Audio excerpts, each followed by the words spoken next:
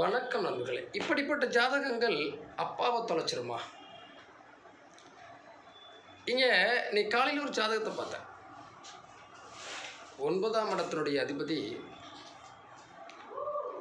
அந்த ஜாதகத்தில்